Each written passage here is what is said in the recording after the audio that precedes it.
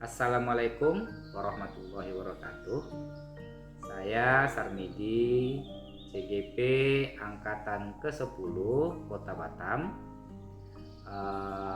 akan melaksanakan wawancara dengan 3 orang kepala sekolah yang ada di Kota Batam. Sebelumnya, perkenalkan, fasilitator saya adalah Ibu Desrina MPD. Kemudian pengajar praktik saya adalah Ibu Marliana Pasaribu SPD, dan saya akan melakukan wawancara dengan 3 kepala sekolah. Yang pertama itu kepala sekolah tempat saya bekerja sendiri, yaitu SMA Negeri 19 Batam. Yang kedua SMA Negeri 5 Batam, dan yang ketiga SMA Negeri 27 Batam.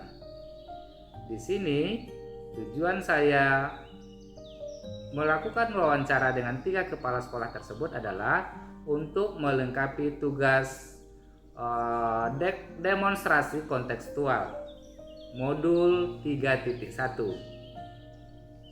Let's go. Salam, silakan masuk Pak Midi. Pak, ada waktu Pak? Ada, boleh. Saya mau diskusi sedikit Pak, boleh? Boleh, silakan Pak Midi. Maaf ya Pak, mengganggu waktunya. Apa nih Pak Midi yang bisa saya bantu? Ini Pak, saya ada tugas guru penggerak tentang etika dilema moral. Jadi ada tugas di situ, saya mau bertanya tentang bagaimana cara Bapak mengidentifikasi atau menyelesaikan kasus tersebut gitu Pak. Boleh Pak? Boleh, boleh. Oke, ada beberapa pertanyaan Pak. Yang pertama, ya namanya juga kita manusia ya, pasti ada yang namanya masalah, apalagi di sistem ya kan Pak. Sejauh ini Bapak ada nggak mengidentifikasi kasus dilema etika di sekolah ini? Banyak sekali Pak Midi ya masalah-masalah dilema etika yang terutama itu kalau kita berfokus pada siswa ya pastinya masalah-masalah siswa. Iya, betul. Masalah-masalah siswa baik itu siswa yang tidak hadir, tidak pernah datang ke sekolah, ataupun siswa-siswa yang tidak membuat tugas-tugasnya dalam pembelajaran, serta siswa-siswa juga mungkin yang terlibat dalam masalah-masalah baik di dalam sekolah ataupun di luar sekolah. Oh iya Pak, dari masalah itu ada nggak Bapak? Dia sebenarnya masalah itu kita dilema mau memutuskannya seperti apa? Ada nggak Bapak menemukan kasus siswa seperti itu? Tentunya Pak Medi, kalau kita mengacu pada kurikulum Merdeka saat ini, ya anak-anak bermasalah ini pasti menjadi dilema bagi kita semua. Karena yang kita ketahui dalam kurikulum Merdeka ini, siswa tidak ada yang tinggal kelas. Iya. Nah, tapi kadang memang masalah-masalah siswa ini kan terlalu berat. Sehingga kalau tetap kita bantu atau tetap kita tolong untuk naik kelas, sehingga akan berdampak buruk pada teman-temannya yang rajin. Contoh misalnya anak tidak sekolah sampai 4 bulan, tapi tetap naik kelas. Nah, nanti anak-anak rajin kan akan berdampak. Iya. Ngapain mereka bersekolah rajin-rajin? Toh yang tidak sekolah 4 bulan saja bisa naik kelas. Nah, mungkin itu salah satunya Pak Midi. Iya. Berarti adalah kriteria kita untuk memutuskan segala sesuatu itu. Ada indikatornya. Ada kriteria. Iya, jadi langkah-langkah Bapak untuk memutuskan itu seperti apa? Nah, biasanya masalah-masalah yang dihadapi siswa ini kan ditemukan oleh guru bidang studi. Baik dalam pembelajaran ataupun di luar pembelajaran. Dan tahapan prosesnya biasanya akan ditindaklanjuti oleh wali kelas. Setelah guru bidang studi berkoordinasi dengan wali kelas, baru itu akan dicarikan solusinya. Kalau memang solusi sudah didapat oleh wali kelas, berarti prosesnya sudah selesai. Tetapi kalau prosesnya belum selesai, biasanya itu akan ditindaklanjuti sampai ke BK. BK ya Pak. Oh jelas prosedurnya gitu ya. Jelas prosedur. Dari bidang studi ke walas ke BK. Setelah itu kemana lagi Pak? Setelah di BK diproses, tentunya ada tahapannya lagi di BK. Pemanggilan 1, 2, 3. Bahkan biasanya sampai wali kelas dan guru BK itu home visit ke rumahnya. Setelah di home visit, tapi tidak ada juga itikat baik, baik dari anak ataupun keluarga. Tahapan selanjutnya biasanya dilanjutkan ke bagian kesiswaan. Kesiswaan ya Pak. Nah, setelah bagian kesiswaan, baru di situ nanti akan kita lempar lagi ke forum. Habis itu baru diskusi lagi ya. Kita lempar lagi ke forum. Oke. Bahwa ini tahapannya sudah dilakukan. Iya. Apakah anak ini akan tetap kita tolong atau memang kita punishment? Nah, karena kan semua warga di sekolah itu, khususnya guru, harus sepakat semuanya. Iya, betul. Bahwa memang ada anak-anak yang bisa kita tolong, ada anak-anak yang memang ya tidak bisa lagi kita tolong. Iya, betul. Tapi itu pun biasanya Pak Midi tidak langsung kita keluarkan. Nah, kita juga tetap kooperatif membantu. Biasanya kita tawarkan untuk mungkin mencari sekolah lain. Oh, jadi ditawarkan ya Pak? Ditawarkan. Karena ya itu tadi dilemanya. Kalau masih kita pertahankan di sekolah ini, tentu akan menjadi hal-hal yang kurang baik bagi siswa yang lain. Biasanya seperti itu. Menurut Bapak, kalau misalnya yang tadi prosedurnya itu Bapak lakukan, efektif nggak? Selama ini Pak Midi, alhamdulillah yang saya rasakan efektif. Tentunya kalau kita mengacu ke kurikulum saat ini, mengeluarkan anak ataupun berkoordinasi dengan orang tua untuk memindahkan anaknya, itu sebenarnya kan bagi kita bukan prestasi. Nah, tetapi terkadang menurut saya itu juga bisa efektif. Mungkin anak ini memang sudah tidak nyaman di sekolah. Nah, biasanya kita menawarkan untuk pindah ke sekolah lain, dan biasanya kita membantu dengan menaikkannya, sehingga anak ini juga tidak rugi secara waktu. Nah, itu tadi saya bilang kalau kita pertahankan di sini, ini khawatirnya dengan jumlah kita 1000 Pak Midi, satu orang yang melakukan hal seperti itu, ini 999-nya akan khawatirnya akan jadi malas. Iya, betul. Dan ini tentunya sudah berkompromi dengan pihak keluarga. Iya. Jadi didatangkan pihak keluarga dan didatangkan juga pihak keluarga. Jadi sama-sama diskusi juga gitu ya Pak. Betul. Iya. Sejauh ini ada nggak tantangan Bapak? Tantangan yang Bapak hadapi selama mengambil keputusan seperti itu? Pasti Pak Bidi. Tidak semua orang tua kadang-kadang bisa mengerti apa yang kita putuskan. Nah, tapi kita selalu berkomunikasi dengan baik, dan tentunya saya selalu menginstruksikan kepada guru bidang studi, guru wali kelas, BK, kesiswaan, agar melengkapi seluruh proses administrasi. Nah, sehingga setelah proses administrasi dilengkapi, dasar kita untuk membuat pertimbangan atau keputusan itu kuat. Iya, betul. Bahwa proses sudah kita lakukan Pak. Dari tahapan 1, 2, 3, SP1, SP2, SP3, sampai bimbingan-bimbingan kita lakukan. Anaknya tidak mau, ya biasanya sih orang tua memahami Pak. Iya, berarti kalau udah disosialisasikan ke orang tua, dia pasti memahami, gitu ya Pak. Betul. Kemudian Pak, untuk melakukan prosedur yang tadi, yang mulai dari guru mapel, kemudian walas, BK, kesiswaan, ada nggak Bapak membaca bahwa tertentu gitu? Ada. Jadi di khususnya di wakil kepala sekolah bagian kesiswaan itu biasanya setiap bulan itu melakukan rapat-rapat dengan wali kelas. Nah, ini mungkin kita mundur lagi ke belakang Pak. Jadi hal-hal yang ditemukan oleh guru bidang studi itu dilaporkan di walas, dan pada saat rapat wakil kepala sekolah bagian kesiswaan dengan wali kelas, di situ semuanya dibahas. Nah, sehingga kita tahu ini treatmentnya apa, ini solusinya apa, sehingga kita segera menindaklanjutin. Jangan sampai berlarut-larut terlalu lama. Biasanya seperti itu. Jadi misalnya Pak, kalau pertemuan itu diadakan setelah ada kasus atau memang ada rutinitas? Rutinitas Pak berapa? Rutinitas dilakukan biasanya setiap awal bulan. Awal bulan. Setiap awal bulan. Setiap awal bulan berarti diadakan pertemuan sama wali kelas, guru mapel, dan guru BK. Jadi nggak ada tutup menutupi, nggak ada lagi gitu ya Pak. Jadi data itu transparan gitu ya. Oke Pak, satu lagi Pak. Kalau misalnya Bapak dalam pengambilan keputusan itu pernah nggak orang tua tidak terima? Selama ini Pak Didi, karena tahapan prosesnya kita lakukan, dan tentunya setiap proses itu kan melibatkan orang tua.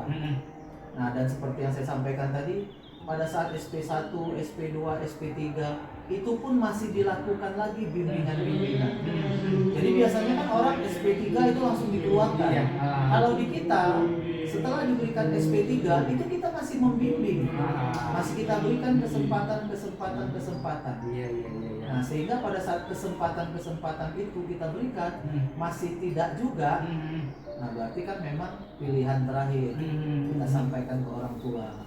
Nah, mungkin satu juga yang perlu Pak Midi ketahui, kan di sekolah kita kan mungkin berbeda dengan yang lain.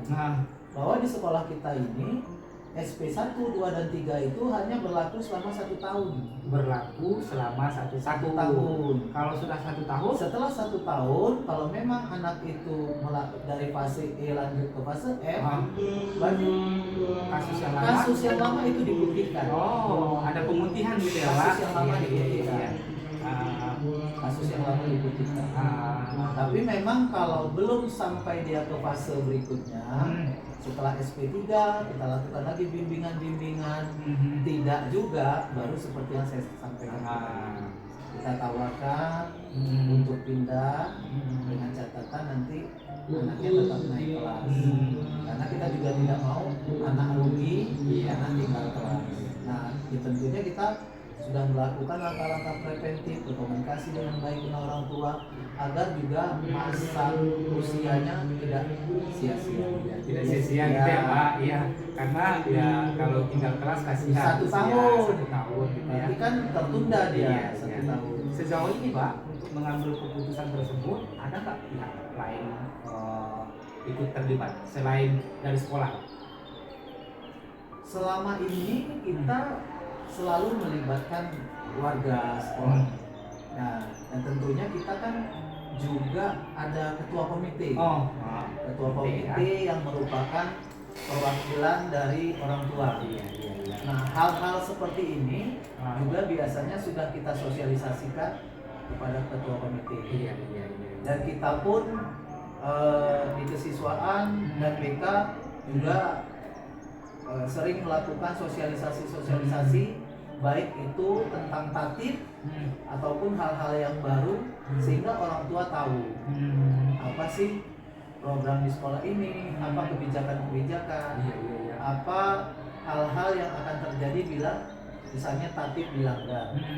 Dan seperti yang saya bilang tadi, tentunya ada tahapan prosesnya. Ada semuanya, ada proses gitu ya Pak. Jadi ada tahap-tahapan prosedurnya jelas. Betul. Gitu ya. Oke Pak, satu pertanyaan lagi nih. Dari semua hal yang Bapak jelaskan tadi, apa yang dapat Bapak petik dari pengalaman Bapak dalam pengambilan keputusan? Dalam pengambilan keputusan, ini tentunya bukan hal yang mudah. Karena apalagi yang kita pahami sekarang, kurikulum Merdeka ini betul-betul kita memahami bahwa setiap peserta didik itu istimewa, dan pembelajaran berpusat kepada peserta didik. Tapi memang ya setiap sekolah kan mempunyai tata tertib. Mengeluarkan anak atau membuat anak harus pindah ke sekolah lain itu bukanlah sebuah prestasi. Tapi sebuah prestasi ya. Terkadang memang keputusan itu harus kita buat agar anak itu lebih baik lagi. Nah, itu pun seperti yang saya bilang tadi dengan pertimbangan-pertimbangan.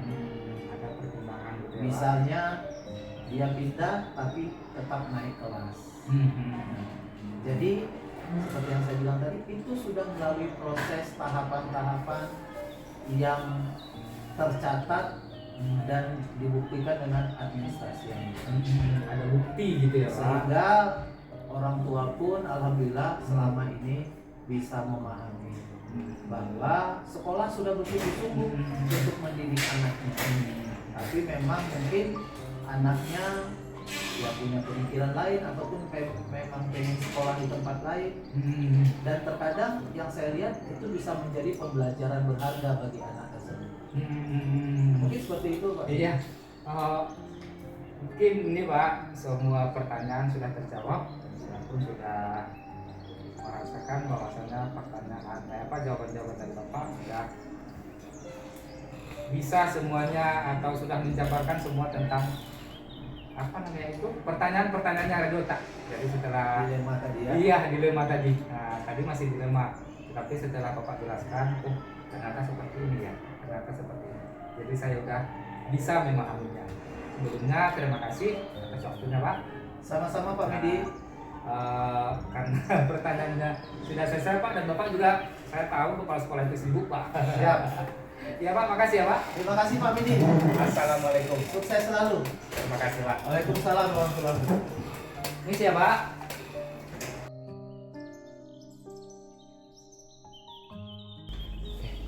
Assalamualaikum, Pak. Waalaikumsalam.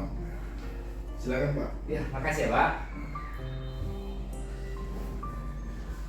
Gini, Pak, saya ada tugas tentang CIT, di mana tugas ini untuk modul 3.1 berdiskusi dengan kepala sekolah gitu, Pak, masalah tentang dilema atau moral anak lah di sekolah gitu, Pak. Bapak ada waktu? Alhamdulillah. Ya, terima kasih ya, Pak. Maaf mengganggu nih, Pak. Oke, Pak, sejauh ini ada nggak kasus-kasus tentang dilema etika di sekolah ini, Pak? Oke, baik Pak. Pertama saya mengucapkan terima kasih karena Bapak berkunjung ke Semarang 27. Ya seperti yang sama kita ketahui, kalau untuk pengalaman barangkali mungkin Bapak keliru. Kenapa? Karena saya baru. Umur sudah tua tapi untuk kepala sekolah masih baru.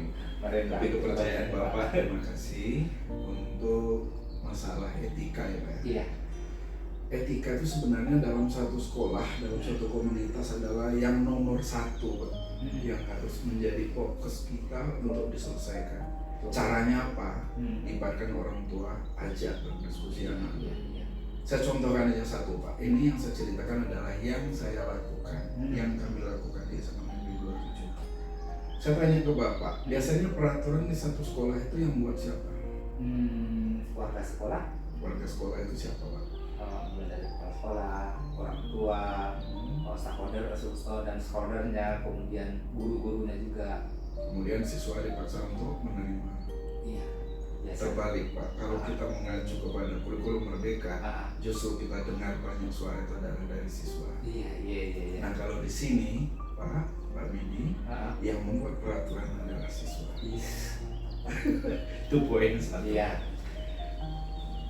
Jadi siswa yang membuat caranya kan ada beberapa item yang kita ungkit di dalam satu persoalan. Contoh etika atau etika berpakaian. Ini kelompoknya Pak. Etika berbicara atau yang lain-lain sopan santun ini kelompoknya. Kemudian kita pleno kan Pak, dihadiri oleh seluruh warga sekolah, kepala sekolah, majelis guru, siswa, dan perwakilan orang tua serta komite. Jadi berembuklah di situ. Iya. Barulah dia menjadi satu peraturan yang kokoh. Peraturan yang benar adalah dimunculkan oleh siswa, kita plenokan dan kita sepakati bersama. Kita tinggal menggiring dan mempersamai dari peraturan tadi. Jadi jangan dibalik Pak. Iya. Kita yang membuat peraturan lalu kita paksa anak mau, nggak bisa Pak. Bisa ya, Pak. Apalagi kurikulum merdeka. Nah Bapak saya kira sekarang lagi belajar tentang itu. Maaf Pak, untuk saya mungkin nggak banyak tahu tentang berguru merdeka karena saya memang bukan CGP. Tapi yang saya ceritakan apa yang saya lakukan, apa yang kami lakukan di sekolah itu yang kami ceritakan. Dan belum tentu juga apa yang saya lakukan itu yang kami lakukan benar. Nah paling tidak mungkin sisi pembedanya dari satu sekolah itu dengan sekolah yang lain itu adalah program. Saya kira seperti itu, bukan masalah ini sekolah ini fasilitas, karena kan bukan bergantung fasilitas. Kalau semua orang mengacu kepada fasilitas maka sekolah tidak akan pernah maju. Mereka akan terputar dalam kurung seperti itu. Alasan ini. Sekarang tidak ada alasan. Bagaimana sekarang kita mencerna, bagaimana kita punya program, baru kita berjalan. Akhirnya Pak dari kegiatan itu terus satu lagi Pak, jangan lupa setelah disepakati yang peraturan tadi etika dan segala macam, lalu wali kelas Pak, wali kelas harus dipantau oleh kepala, bukan, kalau begitu berarti kan general Pak ya. Maaf saya salah bicara, yang betul kami lakukan di sini saya harus memantau Pak ini wali kelas. Setiap apapun peristiwa dengan anak harus dicatat. Iya. Tidak boleh seorang guru menyelesaikan kasus katanya dulu pernah waktu itu nggak bisa Pak. Bicara harus pakai data Pak. Nih, misal contoh, Bapak wali kelas, Pak Medi wali kelas ada kasus anak nggak datang 2 hari. Bapak WA orang tua nggak dibalas, screenshot Pak, tempel Pak. Apa yang peristiwa yang Bapak lalui, Bapak buktikan itu. Kalau sudah seperti ini cara wali kelas bekerja, maka tidak akan pernah namanya orang tua itu lehernya palsu putus di sini. Gak bisa Pak, karena kita buka jimat, bukan data. Alhamdulillah Pak, itu yang saya lakukan dan akhirnya bukan saya yang berhasil, kawan-kawan saya yang berhasil Pak. Ada yang kita tidak naikkan. Di sini kita nggak berlaku naik pindah Bu. Tidak berlaku. Enggak. Maaf Pak, dari 19 kemarin berapa orang saya tolak Pak. Saya nggak mau. Dan bahkan bagi kita di sini Bu Yona, Pak Medi, contoh anak-anak yang tidak tuntas tadi Pak. Saya lakukan dulu tes diagnostiknya. Begitu. Kita lakukan dulu apa sih kasusnya, nggak boleh disapu rata Pak. Iya. A, B, C, D, bukan masalah kepiawaiannya saja, persoalannya juga berbeda. Kenapa 5 orang dengan kasus yang berbeda diselesaikan dengan satu cara? Nggak benar Pak. Betul. Yang benar itu Pak, maaf saya salah ngomong lagi. Maaf Pak, ini persis sekolah aja ya. Yang benar itu kami lakukan adalah orang tua didiagnosis, kemudian siswanya juga ketemu Bu masalahnya itu. Harus dipertemukan gitu ya Pak. Itu caranya. Jadi barulah muncul. Oh ini kasusnya, inilah obatnya. Ini kasusnya, ini obat. Ketemu Pak. Iya. Jadi jangan Pak, Bapak nanti kalau rapat di sebelah belajar kan, ini naik pindah kamu. Kalau mau pindah naik, jangan begitu Pak. Bapak maunya melatih orang yang ini berbasis yang tentara yang mau Bapak latih itu. Kita ini disiapkan oleh orang-orang yang beragam Pak. Nah yang orang yang berhasil itu adalah bagaimana mengemas keberagaman tadi, munculkan warnanya masing-masing. Maka di sini Pak pilihannya Pak naik dan naik, kemudian tidak naik. Iya. Mau pindah Bapak itu tetap tidak naik. Seperti itu. Walaupun mau pindah tetap tidak naik gitu ya Pak. Tapi kalau kita jalani yang tadi, insya Allah itu jalan Pak, kawan-kawan. Kemudian satu lagi Pak, Bu Yona yang kita lakukan, kita perbanyak Pak sumber belajar dari luar. Contoh, berbicara tentang kehidupan, misalnya kami pernah Bu, Pak, tukang ojek kami jadikan sumber belajar. Mungkin itu hina ya barangkali kata orang, apa pula tukang ojek, bukan itu sisinya Pak. Sisinya begini loh, kalau kita tuh nggak belajar sungguh-sungguh. Kalau ketika kita belajar sekolah nggak serius, begini akhirnya saya harus melakukan seperti itu karena saya nggak punya skill. Iya. Itu pesannya Pak, bukan tukang ojeknya. Iya. Kemudian Pak, kita tanyakan anak. Jadi saya waktu itu hadirkan PKWU, orang yang jual-jualan di pasar itu Pak. Jadi kita ajak, Bu, Pak mau nggak datang ke sekolah? Ngapain? Nah, Ibu cerita aja kenapa ibu sampai jualan. Lalu bagaimana nih? Oh gitu, nanti saya belepotan ngomongnya nggak apa-apa. Akhirnya dia datang, bagi saya itu udah luar biasa Pak. berarti pembelajarannya nyata gitu ya. Ya, Pak. Jadi orang yang bercerita itu harus orang yang pas Pak. Iya betul. Pak, kita guru, kita jangan cerita tentang masalah pembulian. Iya. Nggak apa, coba ngomongnya polisi. Gini hukumannya seperti Iya. Nah itu kita lakukan Pak. Jelas gitu ya. Ketika ngomong ini kita datang ke polisi. Hmm. Orang yang paham. Ya kalau cerita tentang kesehatan kita datang ke dokternya. Jangan kita yang ngomong. Mereka nggak percaya Pak. Apa tidak aja kan? Seperti itu. Nanti kita pula yang dololok jadinya ya Pak. Tapi untuk bahan evaluasinya mereka datang ke sini tuh lalu kita tanya gimana tadi? Kamu siapa? Mantap Pak. Kita datangkan lagi. Iya lah Pak. Terus keberusahaan Pak kalau bisa yang sampai membuat produk Pak. Mau memasang bagaimana? Ya Pak. Iya. Langsung ke Jadi pembuatan produk gitu ya. jadi kita mengajuin ke anak. Maunya kalian apa sih? Nah kita tinggal ini. Kalau memang itu apa? Ya kita ikuti aja. Iya. Ya tapi ikut kalau apa namanya? Ya tidak bisa dilepaskan. Konseptornya itu ya dari kita. Nah jadi mungkin itu Pak yang untuk masalah etika karena anak. Jadi alhamdulillah misalnya anak yang nonton mamanya begini begitu belum ada yang sampai ngamuk, mudah-mudahan nggak sampai. Ya kenapa? Karena jimat tadi.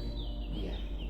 Kalau saya ngomong begini Pak Medi tanggal sekian izin, tanggal sekian apa ini kurang panjang-panjang. Iya. Orang Bapak mau ngomong apa? Kalau ada bukti nyata gitu. Tapi udah berapa hari tuh Bu kata si ini, nih nggak masuk kata si. Aduh, kalau itu di debat Pak, apalagi kita berlawan dengan orang hukum. Iya betul. Mematahkan orang hukum itu adalah dengan data. Keluarkan itu satu. Ini loh, ini loh. Kemudian kami di sini pakai Smart ID Pak. Smart ID ini maksudnya anak datang itu masuk ke WA-nya orang Adinda sudah berada di sekolah. Nanti pulang crack lagi Adinda sudah meninggalkan sekolah. Jadi diperkirakan sama orang tua. Sekian berarti 15 menit. Kenapa anak saya nggak balik ya? Terus saya sama orang tua. Berarti kalau misalnya yang Bapak jelaskan tadi nggak ada dok yang nipu-nipu tentang dari rumah dia berangkat sekolah katanya gitu ya. Karena ada digitalisasi tadi ya kan. Iya. Betul. Kemudian Pak alhamdulillah ini bagi saya prestasi kawan-kawan saya. Ketika kami mempersiapkan mapel pilihan. Kami mapel pilihan prosesnya 3 bulan Pak. Sebetulnya kalau dalam CGT-nya panjang ada peristiwa. Tapi kalau kami kan belajarnya kan mandiri. Jadi kami dari tes diagnostik kami libatkan orang luar, kemudian undang orang tuanya kami undang 3 kali sampai pada pemilihan mapel itu. Terakhirnya itu adalah guru mapel sendiri yang memberikan pemahaman. Jadi misalnya kayak Bu Yona, Ibu sosiologi, kenapa si anak harus ngambil sosiologi? Jadi itu terakhir, akhirnya sampai sekarang nih Pak, ada anak yang pindah tapi kuotanya nggak besar. Dari seperti yang kita tahu itu banyak sekolah itu jadi kasus besar. Kenapa? Orang tua menyerang kemauannya ini. Makanya Pak nggak bisa nggak melibatkan orang tua itu. Makanya harus melibatkan intinya Pak. Karena orang tua itu yang susahnya begini Pak, kalau mereka yang tidak tahu tapi sok tahu itu berat itu Pak. Mendingan banyak orang tua yang tidak tahu. Nah bisa dimasukin dengan baik. Iya betul. Nah gitu akhirnya ya. Jadi sekarang anteng-antengnya Pak, udah selesai. Jadi di sini memang mapel itu memang anak yang pilih Pak. Baru kita paketkan. Bukan sekolah paket kalau anak suruh makan enggak. Nah itu nanti riak itu. Betul. Ini pahami dulu kenapa sosiologi, kenapa geografi, ada apa dengan kimia. Kamu mau kemana? Baru setelah mereka ini baru jadi dia nggak tengok kanan tengok kiri lagi. Karena itu pilihan dia gitu Pak. Apa? Nggak ada lagi bertanya. Betul, Karena itu pada dilihat itu. momen mereka sudah mulai paham. Iya, kesadaran dari dalam diri lah gitu ya Pak. Iya. Ya kendala-kendala tentu ada Pak. Hmm. Semua yang kita lakukan atas nama program pasti ada kendala. Cuman ya kita bagaimana mensiasati. Seperti yang barusan ibu bapak sebelum datang tadi, saya menyiapkan proyek Pak. Saya menyiapkan proyek. Bukan saya yang buat, tapi saya menyiapkan. Karena jujur aja udah gimana Bu Wakur proyek kita? Ini Pak belum siap ini oh ini harus saya buat dulu, ini saya harus paham. Jadi dengan cara seperti itu Pak, Iya, akhirnya iya. gitu. Jadi kalau bagi saya jangan sampai saya tidak mengerti apa-apa lalu bertanya kepada orang yang pintar. Nanti saya dibodoh-bodohin. saya harus isi dulu Pak baterai saya, baru saya ngomong Bapak. Bapak akan berbicara, saya baru bicara tentang ini ke Bapak. Ya kalau bisa jangan kosong lah baterai saya gitu. Tidak ada lah yang di ilmu kita dulu Iya. kan bertanya gitu ya Pak. Sekarang nih Pak, sama-sama sebenarnya Pak. Se-Indonesia wadahnya ada PMM. Pertanyaannya, kita mau nggak belajar Iya, situ? betul. Aja sih Pak. Tapi saya betul merasakan Bu Yona, ya karena saya Pak, saya guru seni budaya, bukan masalah mapelnya. Jadi saya bukan CGP. Enggak harus Nggak, CGP juga jadi Pak. maksudnya gini Pak, kalau saya nggak belajar mandiri, Iya. kira-kira masa saya membuat saya program saya nggak Nah. aja. Ini begini Pak, oh iya silakan. Ini iya silakan. Mungkin juga Wah, gitu kan, kacau. Pak. Nanti jangan-jangan kawan-kawannya bawa saya masuk jurang lagi. Saya nggak tahu endingnya di jurang ternyata gitu. Iya. Maaf Pak, itu kira-kira Pak. Oke Pak. Ya. Satu lagi Pak pertanyaan. Kalau misalnya ada kasus lah, kalau ada misalnya kasus anak, ada nggak pihak keluarga yang terlibat Pak? Selain orang tua dan komite. Ya keluar. Nah jadi seperti ini. Kayaknya saya belum ada yang terlalu menonjol Pak. Lihat kasusnya barangkali. Tapi kalau di sini belum ada kan? Ya karena begini Pak, apa namanya? Saya sekali sebulan paling sedikit itu melihat buku pembinaan kawan-kawan.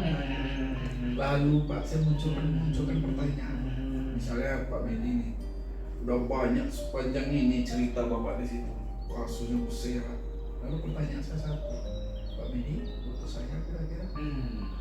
Butuh saya di bagian yang mana? Iya betul. Kayak gitu. Kalau Pak Medi bilang masih bisa saya Pak, lanjut Pak, libatkan guru BK. Begitu. Oh, iya. Jadi saya bukan, ini begini enggak gitu Pak. Saya coba seperti apa itu Pak, apa namanya? Ya potensi Bapak yang saya lihat. Nah, saya nanti giring-giring belakang. Betul. Makanya tadi saya bilang, Pak Medi, ada kira-kira butuh bantuan saya kalau ada di bagian yang mana ya Pak? Kalau Bapak bilang iya gini-gini, nanti pasti saya nanya lagi Pak. Iya, betul. Ujungnya kita diskusi. Ujungnya diskusi juga jadinya ya Pak. Itu bukan saya yang pergi ke tempat emak Iya, itu. betul. Ya lah Pak, mungkin itu aja. Terima kasih atas waktunya Pak. Terima kasih. Maaf telah mengganggu. Enggak Pak, sangat tidak. Jadi maaf Pak, jadi yang saya sampaikan itu bukan saya buat-buat, tapi itu yang kita lakukan. Iya, betul. Ya, apa yang dilakukan. Karena masing-masing sekolah pasti akan berbeda. Betul.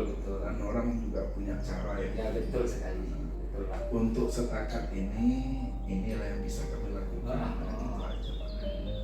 Nah, ya Pak, makasih atas waktunya Pak. Saya balik dulu Pak. Ya Pak, ya Pak.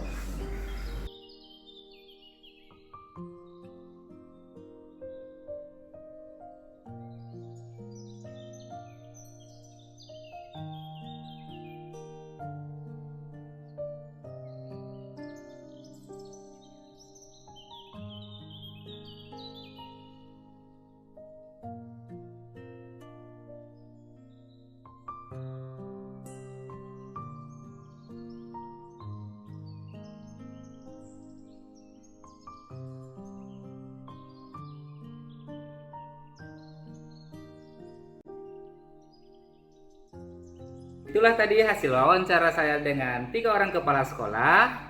Jadi di sini saya menarik kesimpulan bahwasannya kepala sekolah sangat bagus sekali dalam pengambilan keputusan di mana di dalam materi demonstrasi konseptual ada 4 paradigma dalam pengambilan keputusan dan ada 3 prinsip dalam pengambilan keputusan dan ada 9 cara yang dilakukan untuk atau 9 prosedur yang dilakukan untuk mengambil keputusan.